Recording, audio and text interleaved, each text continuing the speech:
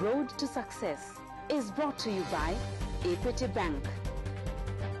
Equity Bank, you are listening, caring partner. Thank you for watching Road to Success, the key to your next level in business.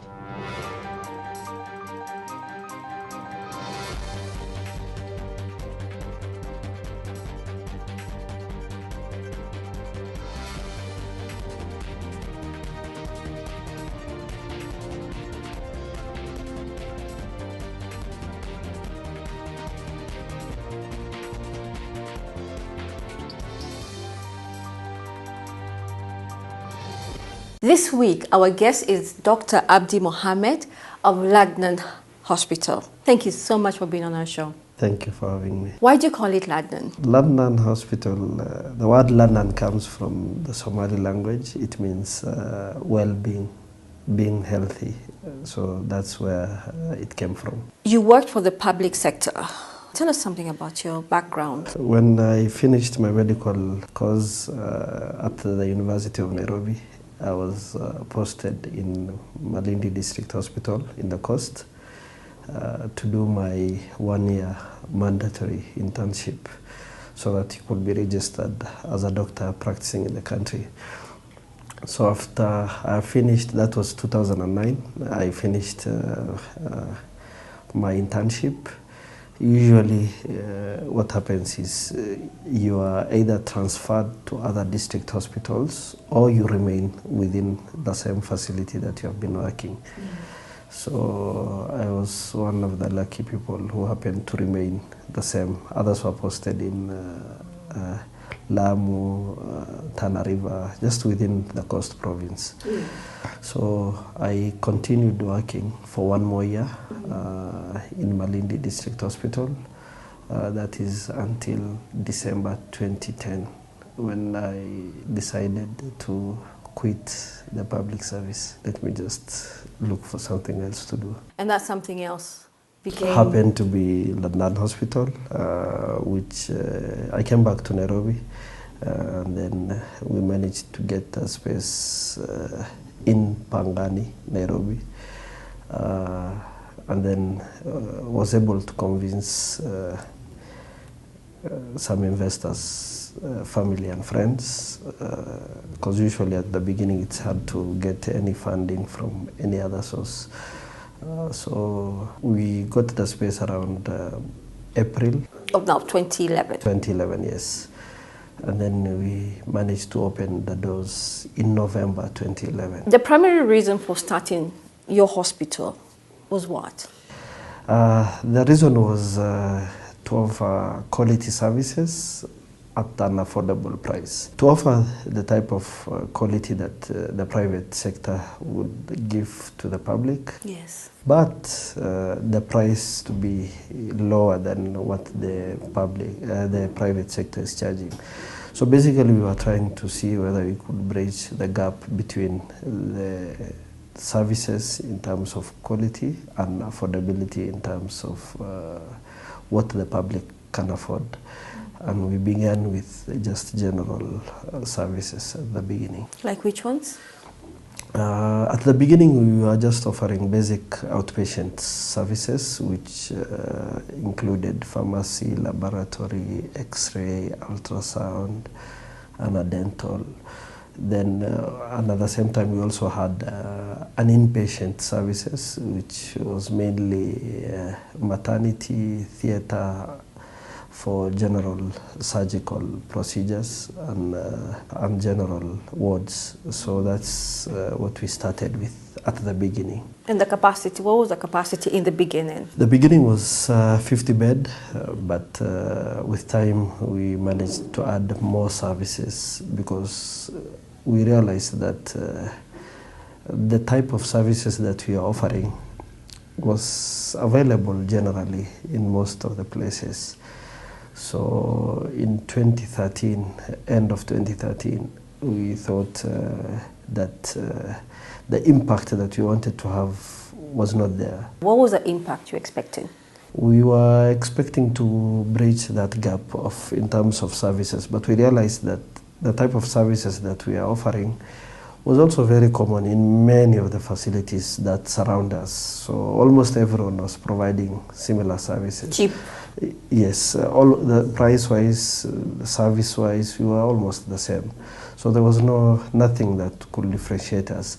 And the services that people were looking for were either available in the big private hospitals and the public. And the big private facilities, affordability was a problem.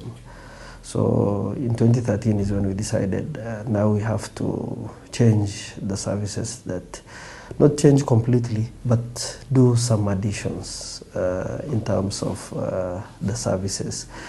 And that is where now I think we have tried to fill in the actual gap that we wanted to fill in. What has made you different? So the services that we have introduced was one, dialysis.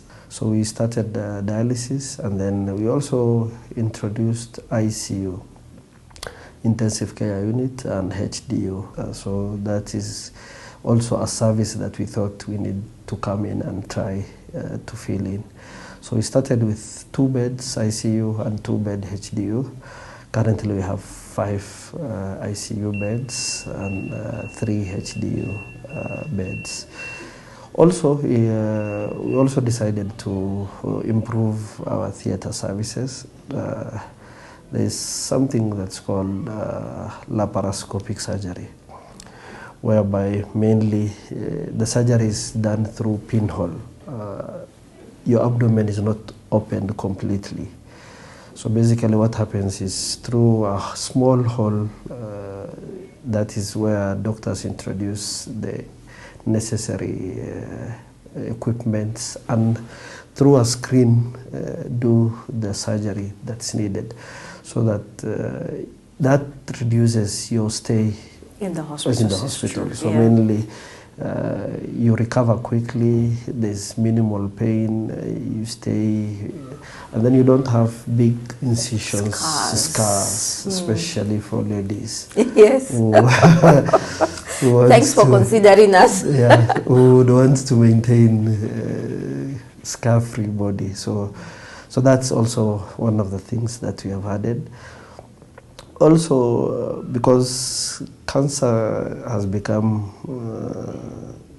a big problem, and most of the time we diagnose it very late. Yeah. So we decided we will add 2 other services, especially for screening.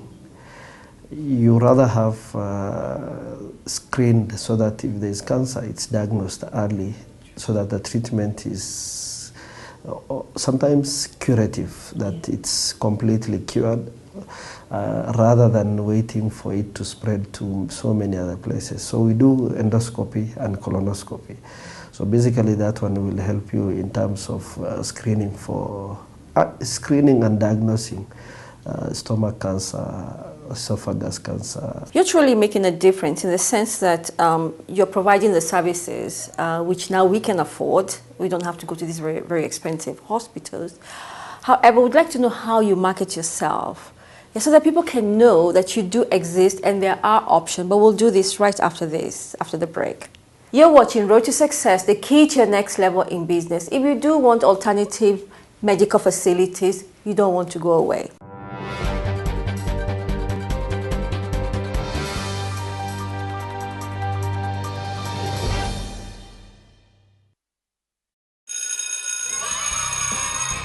Going back to school is easy and convenient with Equity Bank. You can get a banker's check for 100 shillings. Deposit school fees at any Equity Bank branch or Equity agent for free if the school, college or university has an account with Equity Bank. What's more, you don't have to be an Equity Bank customer to benefit. Visit any Equity Bank branch or Equity agent today to pay your school fees conveniently. Equity Bank, your back to school bank.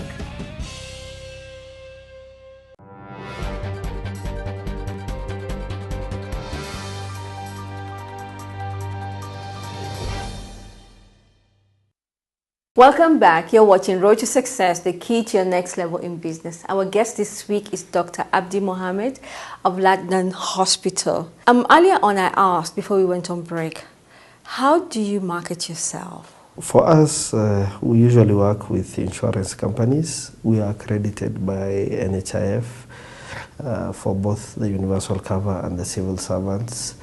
The people who mainly market us are the clients whom we serve, because of the type of service that we give and the cost that, plus the relatives and the doctors whom we work with. So mainly it is the people that we come into contact with are the ones who... There's a lot of... Exactly, because some of them when they come, they get surprised and they say, "We have never thought there's such a facility in this area." Yeah. So that is now the beginning of our engagement with them. So that's basically what we have been doing. How many doctors do you work with? We work with many doctors, especially almost all this type of specialists that you would think of, from gynecologists to pediatricians. I would say almost 50, if not more. And they are mainly the ones who work in the major hospitals. Dr. How are you able to balance being an entrepreneur and being a doctor? Because I mean, these are two different mindsets. Yes, there are two different mindsets. Yeah, when do you put the doctor bit aside and say, now I need to run this like a business person?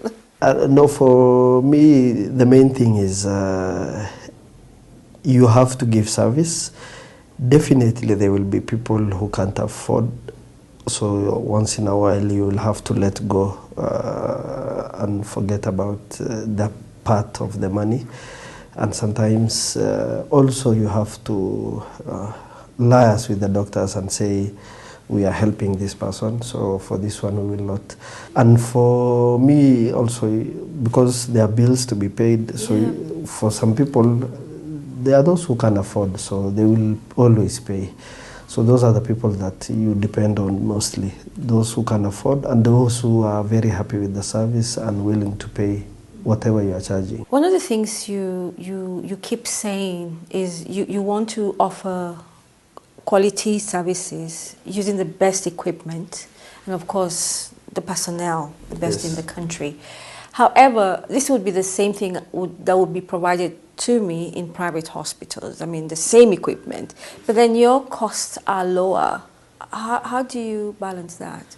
For us, that works out because we have done our costing, and so we know what is the actual cost. So after knowing the actual cost, then we don't add times 10 or times 100 or times 200. No, so just something little to cover the continuation of the work. Because you will also consider that there are those who will pay and there are those who will not pay. So you have to balance and see. We are not in it for so much profit. It's just to sustain the business. Do you have other facilities across the country? Yes, we have at the moment one branch which is in Wajir County.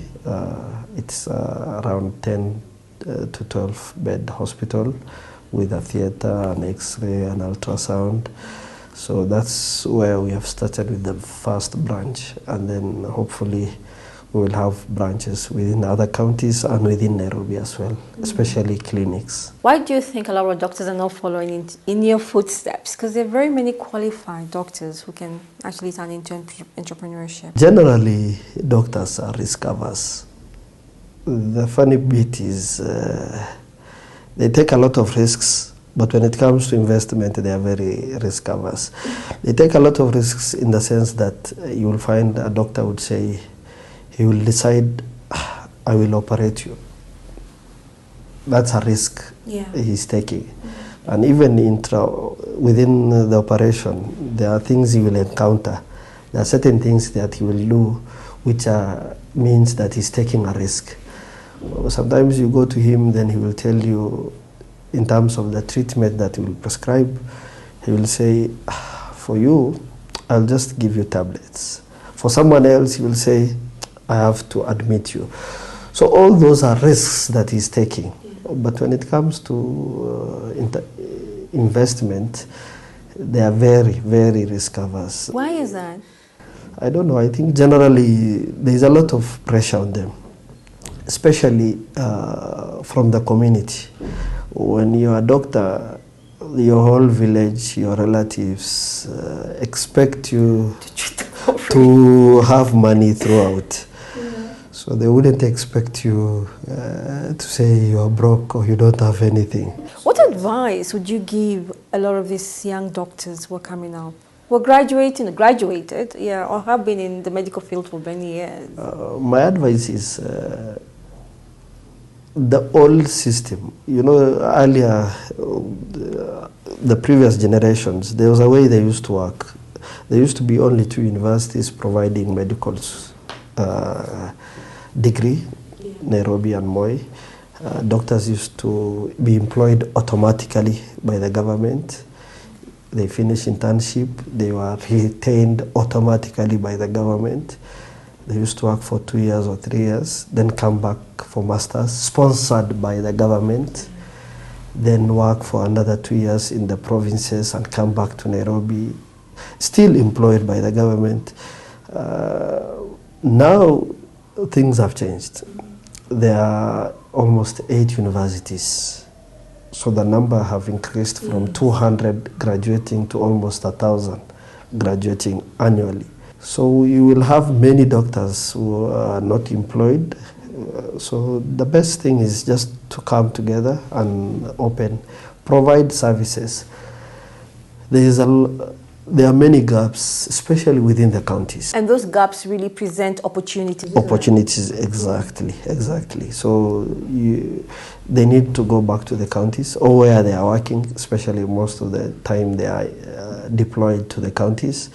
So that's where now the opportunities are there, and start services so that people don't have to come to Nairobi for those services. Dr. What is the vision for Ladnan Hospital?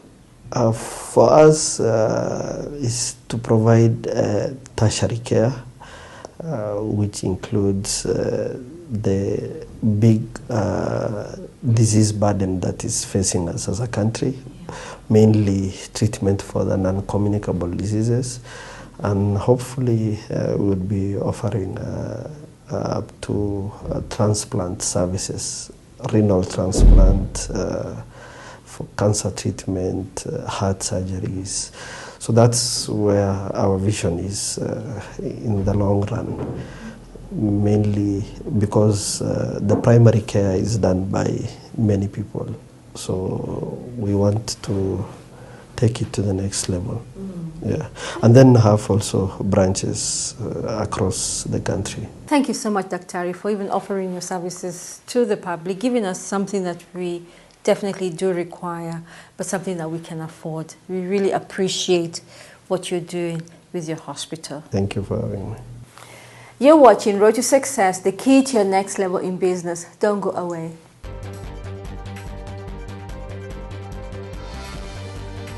A hybrid target market means that you're targeting all sectors.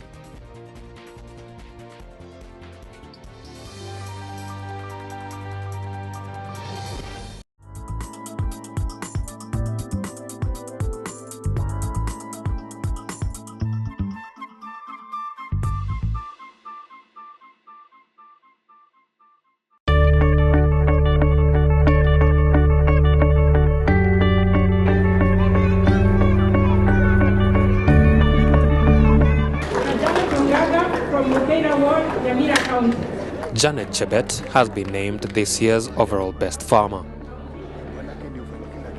Chebet was presented the accolade during this year's World Food Day ceremony held in Nyamira Town, the venue for the World Food Day 2015 celebration. Si tulipata loan kutoka Equity Bank wakati tuliamua tufanye ukulima. Tuliamua kupanga hizo pesa, tukazingatia ukulima yenye iko mixed farming, Tumeweza kupanda nyanya ndani ya greenhouse. Tumeweza kufuga samaki ndani ya greenhouse na zingine ziko kwa open field. Tumeweza kupanda watermelon, butternut ama aina nyingi za malenge. Advice yangu kwa vijana, wengi wamemaliza shule, wamemaliza colleges, wanang'ang'ana kutafuta ile white collar job. But nawahimiza watumie teknolojia ya kisasa, which is drip irrigation.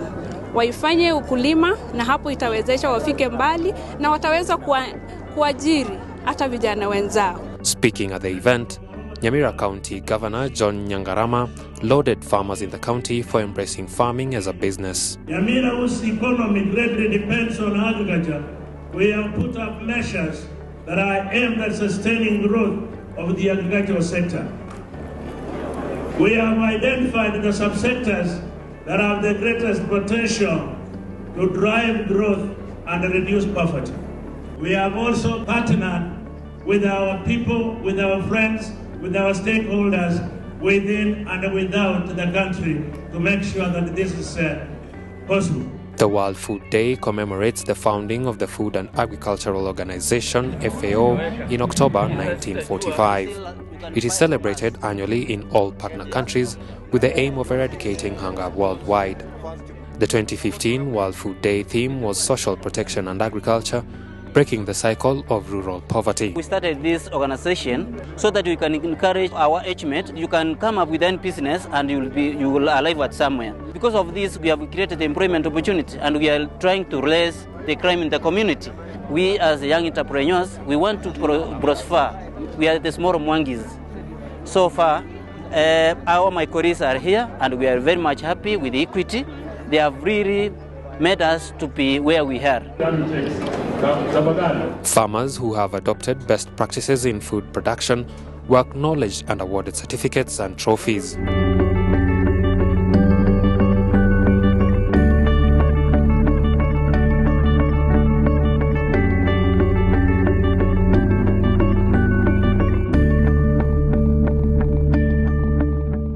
Welcome back. You're watching Road to Success, the key to your next level in business, where our goal is to see you succeed.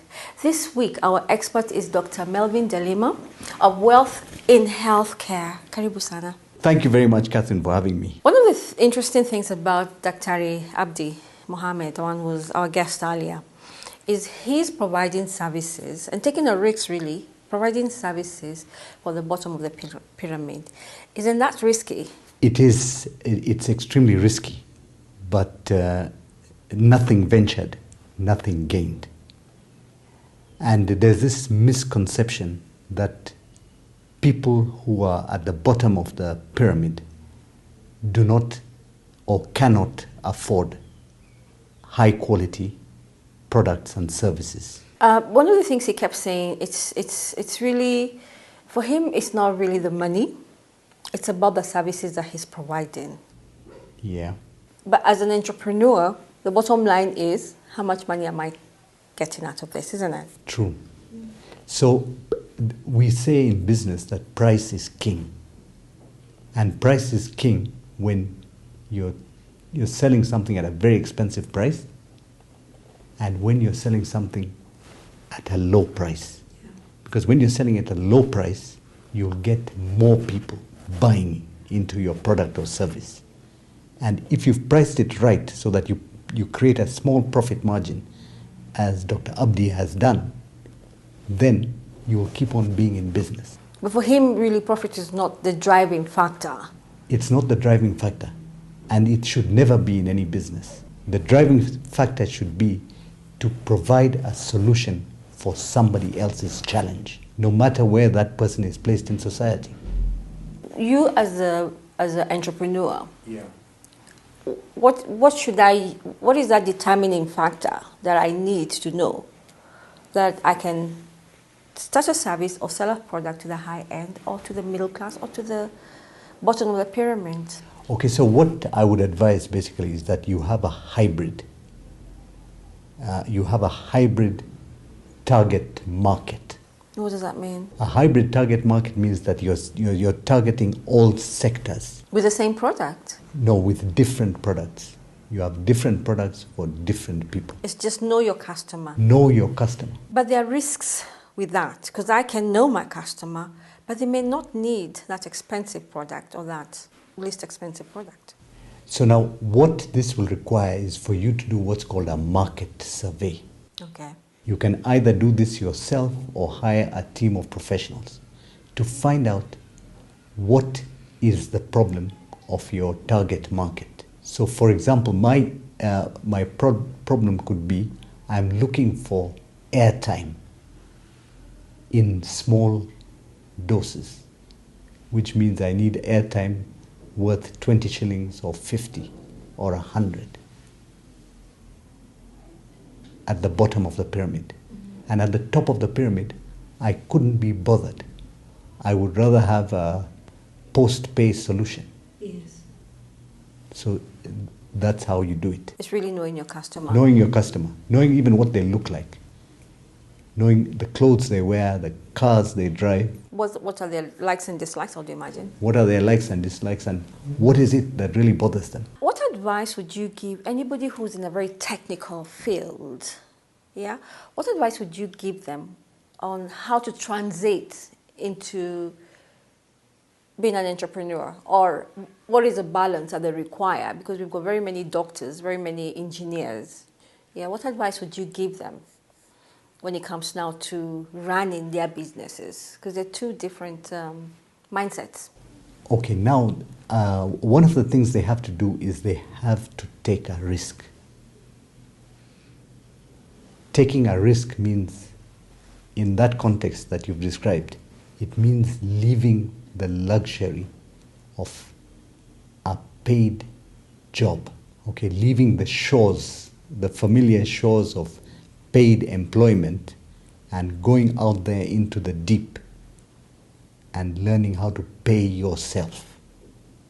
That's the first thing. And then the second thing is that if you're highly technical, put yourself in the shoes of your ideal customer or client and ask yourself, what does this person want? And this person doesn't want a high-tech piece of equipment or a document. What they want is peace of mind. Mm-hmm. So what does peace of mind mean in the context of your technical skill? So you have to find out what gives your ideal customer peace of mind. And that's how a lot of us get into business, because we want to ensure that our customers, our clients, have peace of mind in everything that we do. Yeah, come and give solutions and give them peace of mind. Yeah. Thank you so much, Dr. Ri. So it's a pleasure to have you here. Thank you. You're welcome. Thank you for watching Road to Success, the key to your next level in business. Do have a blessed week.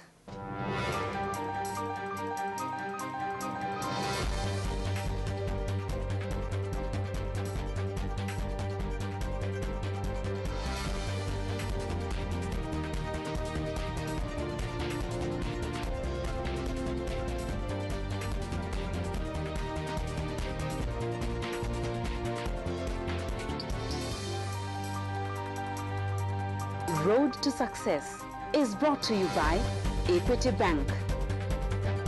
Equity Bank. You are listening, caring partner.